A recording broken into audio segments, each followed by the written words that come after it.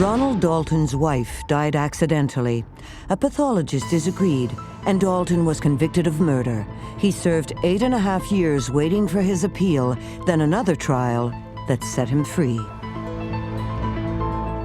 The Ron Dalton story is a veritable family saga of lives transformed by the untimely death of a young woman and how the justice system responded.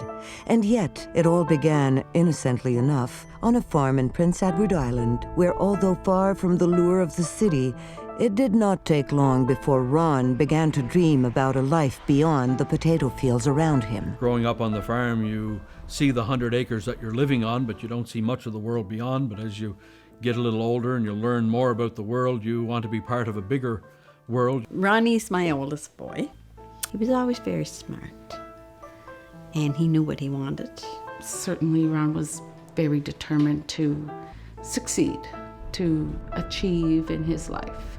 In 1973, my family moved to Muscush, and it was then a high school. This is the high school that I attended. And that's where I met my wife, Brenda. You knew they were going to get married and have their children and have their life, and it was destined to be that way for them. And off they went and did it. This is the church where Brenda and I were married. I married the same year I graduated university. We had our first son a couple years later and a daughter a couple years after that. I was working for a bank. I had come a fair distance and we were quite pleased. By the age of 32, most of Ron Dalton's childhood dreams had materialized. By then, he and his growing family were living in Gander, Newfoundland. In 1988, Gander was a small town, probably 10 or 12,000 people. I think there were 4 banks in town. I was managing one of them. We had a fairly prominent position in town. We had 3 children. Our oldest son was 9. We had a 6-year-old daughter, and we had another son who was only 18 months old. We had a house and a new car, and Brenda was home with the children. I was working. I was at the top of my game, I suppose. Yet destiny is often blind to achievement. And on one particular day in August, fate lay coiled to strike a blow that would shatter the Daltons' lives forever. August 15th, 1988 was a Monday. Our anniversary was coming up later in the week. On August 20th, we would have been married 11 years. So I had an anniversary card hidden in the car someplace for my wife. My day at the bank went fairly long that evening. By the time I got home, it was probably 7:30 or 8 o'clock, and the baby was in bed by then. But the oldest 2 children, they were still up waiting to see if I got home before they had to go to bed.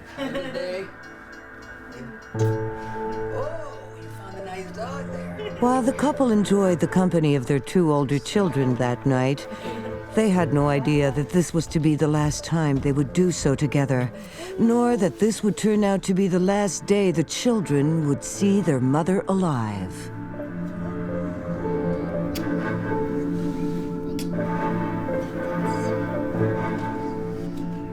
We checked on them, and then Brenda and I had a bit of time to ourselves now. She had saved, we were watching some TV. She had a small little dessert-size glass bowl of dry granola cereal, and she was kind of munching on that.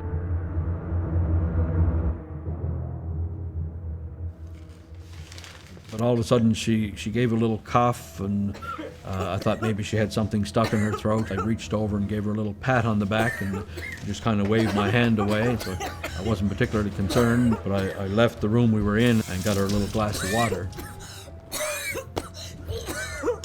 When I came back, she was on her knees in front of this love seat, and she was beet red in the face, so I became concerned when I saw her. She seemed to be in distress. I tried to get her to take a drink, but, excuse me, as I was trying to calm her down a bit, she lost consciousness. She regained consciousness then briefly, and lost consciousness a second time. I looked in her mouth to see if I could see anything, an obstruction blocking her breathing or anything. I tried to get her to breathe, wasn't able to do that, so I reached to the television, had a telephone on top of it, and a telephone book. There was no 911 service in Gander, so I had to look up the number of the local hospital. I called the switchboard there, and they put me onto the emergency department. Unknown to Ron, what he told the hospital emergency department would be brought to the attention of the police. I told them that my wife wasn't breathing, that I couldn't get her to breathe, to send an ambulance right away. And I immediately went back to Brenda, tried to get her to breathe. I did that for 4 or 5 or 6 minutes, however long it took the ambulance to arrive. They told me that they had a pulse, which I took as a good sign, of course. About the time we were getting her aboard the ambulance, a police officer pulled up, and I didn't know at the time, but apparently the emergency department, when they dispatched the ambulance, also notified the police that there was somebody found unconscious at home. The police officer came in and asked if there was anything she could do. And I asked her to go across the street and ask my neighbor if he would come over and stay with the children. I went back into the house and checked on the 3 children, and I was in the driveway in my vehicle getting ready to follow the ambulance when the police officer told me that my neighbor had agreed to come over and that she would stay there until the neighbor came by. By the time Ron arrived at the hospital, he was in a daze. They directed me to a seat maybe 10 feet away from the actual emergency room itself, and I sat there for the next hour and a quarter, which was probably the longest hour and a quarter of my life. You're in the middle of a hurricane and there's no stopping it, like you're not in control of the situation. For me, that was one of the big things. I was the bank manager, I could get things done. When Brenda began to choke, in my mind someplace I thought that's a simple obstruction. You remove the obstruction and the person breathes. Well, it's not that simple. This was a situation where I had no control. Some people who observed me at that time had observed me as being very distraught and crying and running my fingers through my hair, and others said there was almost a startled response. As soon as someone came by, you were hyper-vigilant and very attentive. The police officer who attended at the house that night also came down to the hospital. You're being talked about in the third party. I can still picture the minute by minute and who was coming and going, and of course, the longer the procedure took, the more concerned I become. About a half hour into this treatment, one of the nurses did stop and say that they were trying to restart her heart, I think is the way they put it, which didn't sound very positive to me. And then 10, 15, 20, 25 minutes after that, some rational part of me was kind of figuring out that if her heart wasn't beating and nobody was telling me that it had started again, that it probably wasn't good news. They pronounced her dead about 1:15 and informed me shortly thereafter, and it was somewhat anticlimactic. I was almost expecting what they were going to say.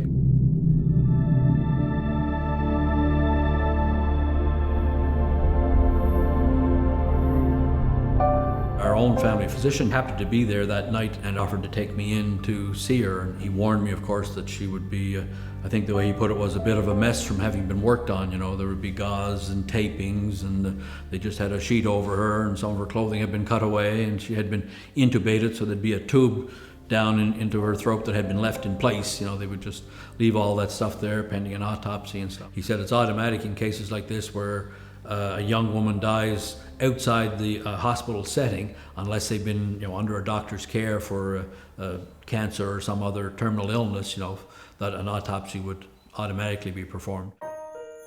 Less than 3 hours after Ron and Brenda had sat down to watch TV in their den, Ron would return home a widower, wondering how he would tell the children. The youngest was only 18 months old. He wasn't going to understand anything. I couldn't make sense of it myself. And it was a quiet, uneventful night for me. In the morning, Dad came up and told me still while I was in bed that Mom had died that night. I think we just went to bed that night and woke up and our whole world was different. She's gone. And I can recall kneeling by her bedside. The 3 of us were crying and looking up, and the neighbor and the baby are standing in the doorway. The unfortunate happening occurred when I was 1.5 years old, so I have virtually no memory of my mother. So I waited till about 7:30 or 8 o'clock in the morning, and I called Brenda's parents first. They were devastated, of course. Nobody expects to bury their children. I called my mother and informed her. It was just unbelievably unreal. Like, how could this happen? Mom called my husband at work so he would come home. We just couldn't believe that she was gone. Within the hour, we were on a plane on our way to Newfoundland. The following morning, you're trying to make funeral arrangements for somebody that was sitting next to you on the couch watching TV 8 or 10 hours earlier. You go into a room full of boxes and you pick one that you think is appropriate. We knew that we'd be bringing Brenda back to Prince Edward Island, where all of our families were and where we had been married and the children had been baptized and we grew up. That's where we'd be bringing her back to bury her. It's all a bit unreal. The situation would only become more surreal for the grieving family once Ron returned from the funeral home and the police arrived at his door. They basically came in and said, we want you to leave your house.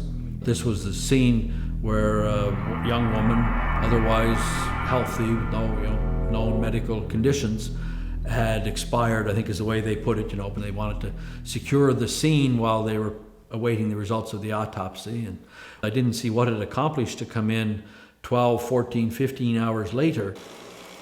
The neighbor who had come over and babysitting the children while I was at the hospital had tidied up the room a bit. People had come in and taken out garbage and vacuumed during the day, They were fairly forceful on this, and it was all very bizarre, but we were just the same asked to leave the house. We walked across the street to my neighbor's house, and by the time my mother and sister arrived, there was a police officer guarding the door and informed them that I was across the street and they could go there too. We couldn't come in and we couldn't bring our suitcases in, and the kids were out on the street. It was just crazy. The next 7.5 hours or so, that situation remained much the same. What Ron and his family did not know is that the autopsy on Brenda's body would only be performed that evening, and by the time it was completed, the pathologist had come to a shocking conclusion. By 11:30, 3 or 4 police cars come back to the house. My sister immediately goes over, figures something must be up, and she's told that they would like to see me.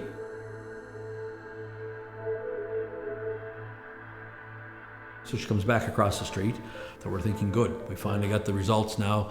Her and my mother and myself crossed the street. We missed a chance for a viewing in Gander. We'll still carry on in the morning. Our flights were in the morning and Brenda was going to follow us, and the rest of the arrangements would still work. And as we're getting towards the front door, they step out and say, no, they want to see him down at the detachment. Seems kind of odd. Didn't make sense to me. It was not normal. Nothing was normal that day, but this was even more out of the norm. My sister drives us over to the local RCMP detachment, and we get about 2 feet inside the door. They usher me into a side room and say, we'll drop him off when we're finished. You can leave now. They took him and would not let me see him, speak to him. I'm thinking I'm there to learn the autopsy results, and they'd just like to recount the events one more time. They start taking a narrative statement, they want to know the time you get up in the morning, what you had for breakfast, and go through the day sort of thing. Outside the interrogation room, his sister Linda was worried. I called a lawyer from the police station, and the lawyer called the police for me and said, no, everything's fine. And I thought, oh my God, am I overreacting? Reassured, Linda went home. Meanwhile, her brother was wearing down. We go till 2:15 or so. Well, what about the autopsy results? Well, there's still a few more tests we're just waiting on to complete. 24 hours now since my wife has died. Ronald Dalton had no idea that the pathologist's conclusion was that his wife had been strangled. As the night dragged on, he requested a lawyer. The response was that if you're guilty of doing something, a lawyer can't help you. And if you're not, then you don't need a lawyer. And I'm thinking to myself, there wouldn't be any lawyers in that case, That kind of response was shutting me down. Of course, then the tone would become more accusatory, You've murdered your wife, you killed her, how could you do that to the mother of your children? You'll be an outcast, nobody will speak to you, you'll be run out of the community.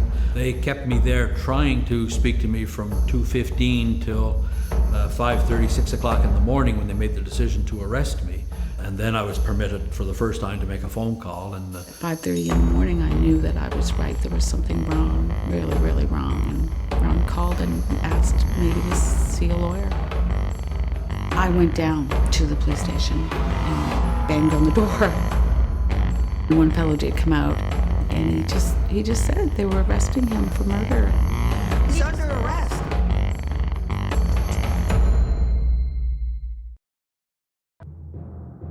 Ronald Dalton's wife, Brenda, had unexpectedly died the night before. During the course of the next day, his family was forced to leave their home as the site became a crime scene. Late that night, the police wanted to question Ron. By the very next morning, he was under arrest for his wife's murder.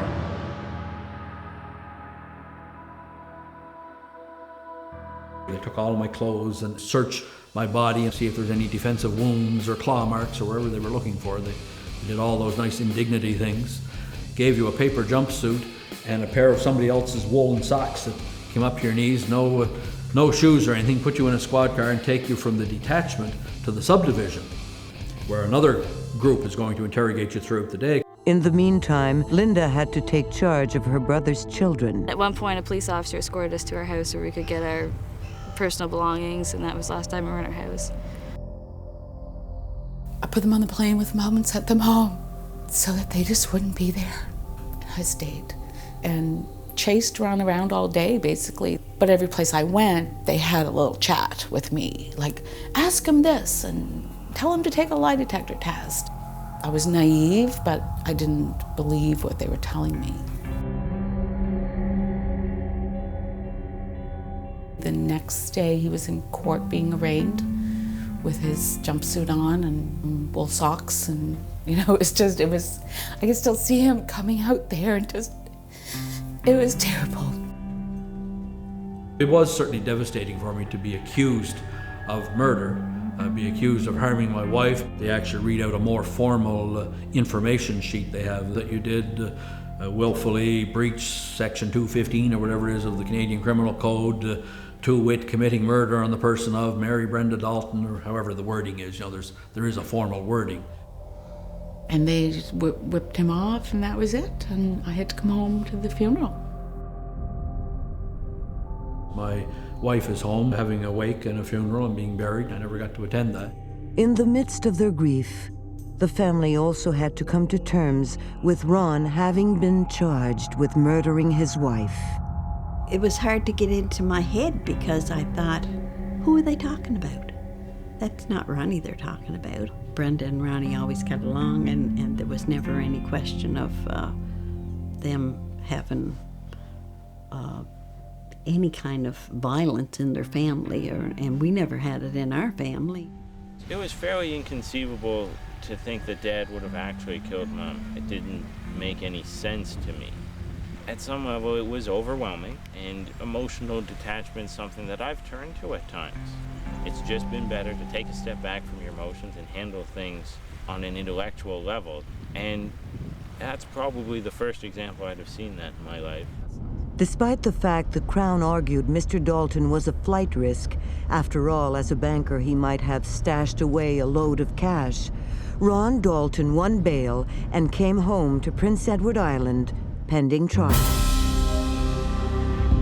All the money we could raise between myself and my parents and my sister and was put up as cash bail. Everything we had was sitting in the courthouse in Newfoundland. I moved in with my sister, brother-in-law, and their 3 children, and my 3 children, in a 3-bedroom house. We knew we'd have to go through this year, and the trial would be over, and then we could get back to our lives, without Brenda.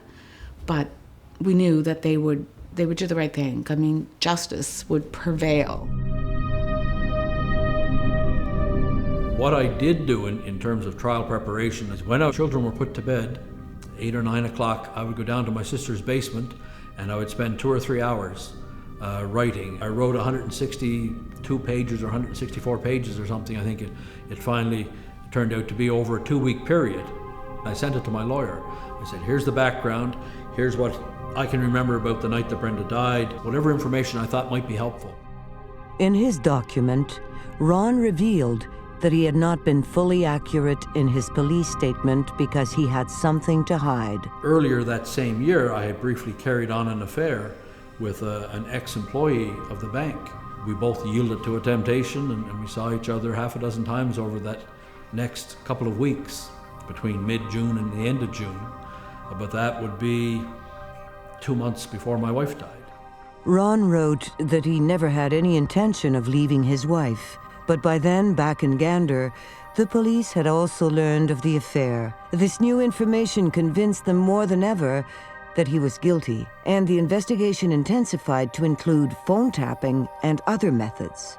On 3 separate occasions, the police got a surveillance van and put microphones at my wife's gravesite and sat here for 2 or 3 days in the hopes that I would come and confess to a gravestone, I guess. On Mother's Day, on the anniversary of her death, and I think on her birthday, I think were the 3 occasions that they used. One of the unfortunate consequences of police tactics was that Brenda's parents were becoming increasingly estranged. When it first happened, they were very supportive of Ronnie. They were willing to put up their house, and they were great. And then the police got involved. They would be meeting with them, and they would bring autopsy pictures to show to them, for example. Part of the autopsy process is they reflect your scalp, which is a fancy way for saying they cut it back here and they peel it back over your face to look below it for bruising or anything like that. But there's pictures like that they present to this older couple. They were in their 60s at the time, this older couple, knowing that's their daughter, and then saying, now this is what that monster did to your daughter. Even with his in-laws' trust eroding, Ron had to focus on the battle ahead for the sake of the children. They had already lost their mother. Now they were at risk of losing their father too. In March of '89, a preliminary inquiry was held for 7 days in Gander. We learned then that the Crown was alleging that Brenda had been manually strangled. We received a copy of the autopsy report. The 2 pillars that the case rested on were the affair and strangulation. The affair we knew was true. We couldn't change that, but the main thing for us was convincing the jury that no crime had been committed, because we knew none had been committed. 14 months after Brenda Dalton had died unexpectedly, her husband would stand trial for her murder.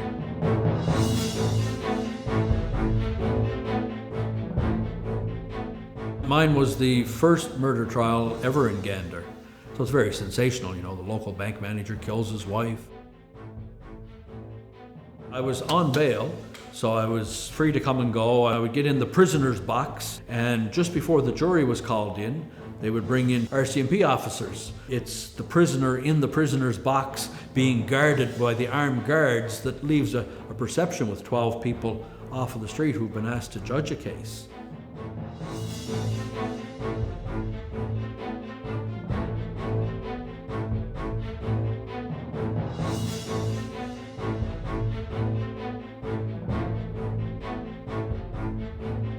It's a constructed piece of theater, certainly, and the Crown take maximum advantage of that. The judge is on a raised dais, of course, looking down on all of you.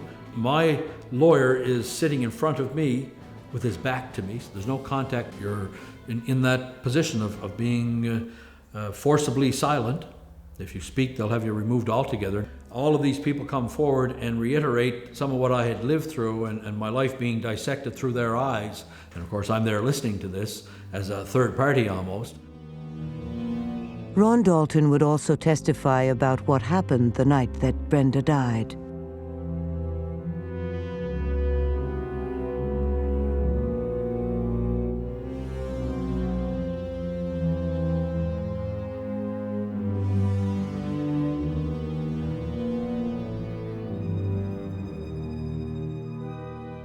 Just happened the day after I arrived over there. They replayed Ronnie's statements and testimony and the questioning and all that stuff. And I heard all this and I thought, wow, that sounds so bad. because Ronnie didn't have the emotion. And I thought, if I was one of the jurors, I might even say, wow, that guy's cold. Trying to judge someone's innocence or guilt based upon appearance of grieving is quite a stretch. Well, Dad becomes a different person when he talks about it. He puts on a different persona. And I think he needs to talk about it, because it's just he doesn't do it emotionally, because I don't think he can. But the core of the Crown's case against Ronald Dalton was the damning conclusion of the pathologist. Took her by the neck and really choked her to death. And again, I knew the pathologist was wrong. I knew Brenda had not been strangled. To just sit there and have a professional forensic pathologist say that, yeah, you did it undoubtedly, it's got to be hard. The pathologist who had conducted the autopsy is a good old Newfoundland fellow. He'll stop and he'll talk and he'll joke. He's a very good storyteller. He's a raconteur. Unfortunately, he's not a qualified forensic pathologist, but he played very well in front of the jury. We brought in a guy who had done thousands more autopsies, was board certified, knew his craft, but he's a Philadelphia pathologist. So the Crown basically said, who are you going to believe? The local doctor who did the autopsy, or the hired gun from Philadelphia who's getting paid big money to come in and say, our guy is wrong? Still, perhaps the testimony that would seal Ron's fate in the minds of the jury was that of the last person who took the stand. The last thing they wanted the jury to hear was that I had been carrying on an affair with this woman a couple months before my wife died. They didn't say they were offering this as evidence of motive, but they left that suggestion with the jury as they're going to debate my fate among them. 6.5 weeks after it began, the trial was at an end, and Ronald Dalton's fate lay in the hands of the jury. Would they believe his testimony about how Brenda had choked to death? Or would they believe the pathologist who said Ron had strangled her? Ronald Dalton's trial for allegedly strangling his wife was over, and now, after 2.5 days of deliberation, the jury's verdict was at hand. Only his mother and younger brother David could be there to support him. We, the jury, find the defendant guilty. I can always hear the voice of the jury foreman. You feel like the bottom has dropped out of your stomach. You're hardly able to stand. I can hear my mother screeching in the back of the courtroom, so that's a very awful moment. I had to leave the courtroom. I couldn't stay in there. I just about passed out. The judge would impose a mandatory life sentence. Whether you're anticipating it or not, it's probably a shock. I wasn't anticipating it. I was the one person in the room in the whole process that absolutely knew that Brenda was not strangled. I knew there had not been a murder. My family and my lawyer believed that, but I knew. The police immediately took me in custody. Before, I was only in custody while I was in the prisoner's box. But once the verdict came in, then I was a convicted murderer and I was in police custody for the rest of my life.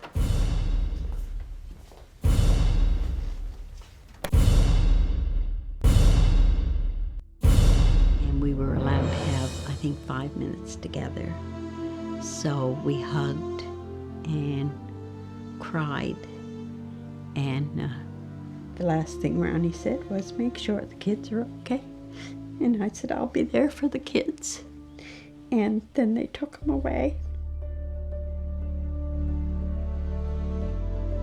David and I had to go back to the motel by ourselves. And while David went over to take Ronnie his clothes, I had to call Linda, because Linda was home waiting for the verdict. And I could hardly dial the telephone. It was like he died too. Years ago, I used to take Fiorinol for migraines, and I looked in my purse because I thought I can't go back home without Ronnie. And I picked up some Fiorinol and I put them in my hands, and I said, maybe I won't have to go home. And then I looked and I thought, there's 6 kids home. I can't do this. They've lost their mother. They've lost their father, and I have to be there. So I threw them in the garbage. And then I thought, this is it, Mary. You have to be there for the children. And I said, no more of this foolishness. And I came home and tried to help Linda and Sonny as much as I could. By 6 o'clock that evening, I was in the back of a police cruiser in the middle of a snowstorm, being driven 4 hours away to St. John's, to Her Majesty's Penitentiary. The next day, they'll process me, which just means taking all your belongings and throwing them in a paper bag and giving you some used underwear and some used clothes to wear while you're there. The enforced idleness is one of the first things that I noticed. I was used to working for a living, and it was difficult to have nothing to do all day and all day to put in doing nothing. And then we had to tell the kids, no, Dad won't be home for Christmas. I just wasn't there, and I wasn't going to be there for a while. My lawyer told me having been convicted of murder, it would be a waste of time and money to apply for bail, so we didn't even apply for bail. 2 days after Christmas, Ron Dalton's lawyer would file an appeal on his behalf, but Ron had no idea just how long he would have to wait to be heard. The transition from one prison to another was made 6 weeks later or so, and that brought me into a federal institution, which are larger. You have people doing longer sentences. Although I had a white-collar background and no criminal record, and never been in a fist fight in my life, never mind having committed any acts of violence, and I was placed in a maximum security prison, of course, because I was a convicted murderer. Doing a life sentence, they know you're going to be around for a while, and they'll start you off in a maximum security and let you work your way, cascade down through the system if you play by the rules. And one of the rules is admitted to this crime you've committed, so I stayed in maximum security. Prison is not a place where everybody gathers every day and shares their emotions. You check those at the door for the most part. You're here in a maximum security joint, you're doing a life sentence. Nobody wants to hear your sad tale, quite frankly. They got one of their own, which may be all the sadder. They don't want you whining about how you don't belong here and you're innocent and you can't wait to go home. That'll get you in trouble. Nobody wants to hear you whining. The people in the next cell can't help you in the situation, but they can hurt you if you complain about it too much. I was thinking something would happen to him when he was in prison, that he would be standing there and somebody would stab him, and, because that does happen. I worried about that a lot. And I also worried that I might die while he was in prison, and I wanted to be here when he got home. And I thought, don't let me die while he's there. I had to survive in that environment, keeping a focus on the children and family I had outside of the prison, to give me something to cling to, and the certain knowledge that I had that I was innocent. I had the truth to keep me going. And I always knew my father was in jail. I don't think I was ever actually told why. I'm not so sure the people around my age knew, especially in the younger ages, but I'm sure their parents knew, and they probably found out from them.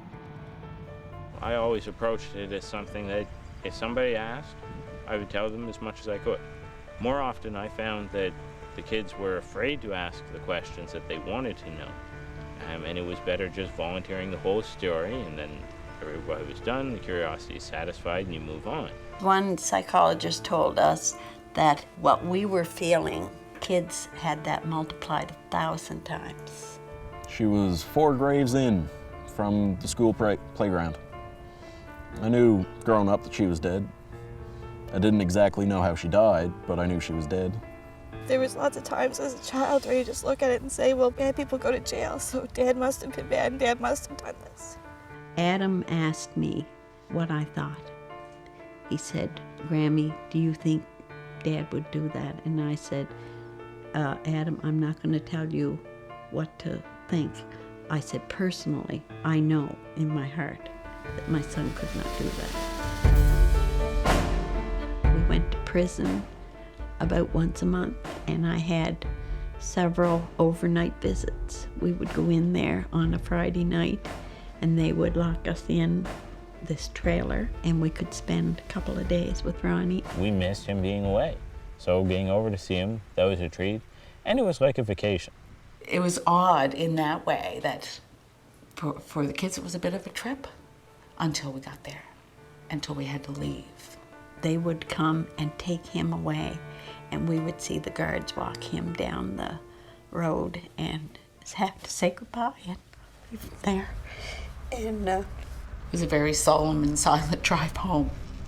As time went by, the children growing up, Ron Dalton languished in jail as if forgotten by the justice system. The money was gone, and so I think the total interest in the case was pretty well gone too. I lost about 4 years, a year and a half waiting for the trial transcripts, and another 2.5 years waiting for my trial lawyer to do the appeal before he abandoned it, basically, and abandoned me in maximum security custody.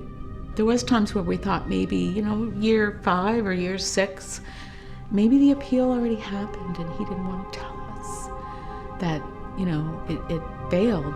Although Ron would get some legal aid assistance, it did not advance his cause. 7 years in, I filed my own appeal factum with the Court of Appeal. By this time, I'm a jailhouse lawyer now. I've read all the books in the jail. I wrote away to the Supreme Court to get the rules of court because they weren't in the prison for any of the Atlantic provinces. On a 10-year minimum sentence, I was eligible to apply for day parole after 7 years. My appeal still hadn't been heard after 7 years.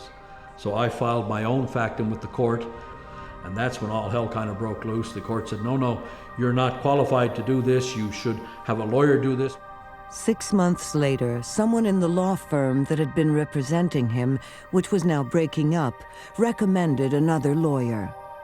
I first spoke to Mr. Kennedy about 3 days later. He said, I'll look at this. He contacted me within a week. I said, I've made arrangements for you to be transferred back to St. John's to Her Majesty's Penitentiary so we can meet face to face. He managed within 6 weeks to prepare what the other lawyers had not done in 7.5 years. 1 year later, the appeal court judges were ready to rule. The appeal court unanimously overturned my murder conviction, although they ordered a new trial. They said that there's clear evidence here that there may have been no crime, and that's something for a jury to decide. And then I was released on bail pending a second trial. They brought him down the street with his handcuffs on, so I guess they were making their last statement in case they didn't get their hands on him again. Ronald Dalton still had to stand trial a second time for the same charge of murdering his wife. And this time, he knew all too well that when facing a jury, no one can guarantee the outcome. After serving 8.5 years, Ronald Dalton finally won a second chance to prove his innocence. But in the interim, his children would have to wait once again before they got their father back. While a trial was still pending and there was still that possibility of being yanked back out of their life, I didn't think it would be fair to go there for 7 or 8 or 10 months, whatever time period it was going to take for the next trial, and then be gone again. We weren't saying, oh, well, this will be over, and we'll start life again, and we certainly weren't like that. The kids stayed here under our custody. Ron was far from his family, the legal system overshadowing every part of his life, when a new player entered the scene to support him. I was back and forth to Mr. Kennedy's office on a pretty regular basis. On one occasion when I was there was a lady just leaving his office. I came to be familiar with his story early in 1998, before he was actually released. She introduced herself, and her son was being represented by Mr. Kennedy at the time. He was also facing a murder charge. I guess we got close because he had such an understanding for what we were going through, and likewise, we came to understand all that he had been through. By the time Ronald Dalton's trial began, he realized a lot had changed. Mr. Kennedy applies to the judge that I not be referred to as the prisoner or as the accused, but I be referred to as Mr. Dalton.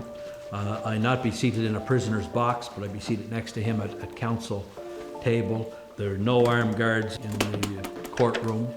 So some of those nuanced things that make an impact on the jury had changed by then. The same players all testified 10 years later.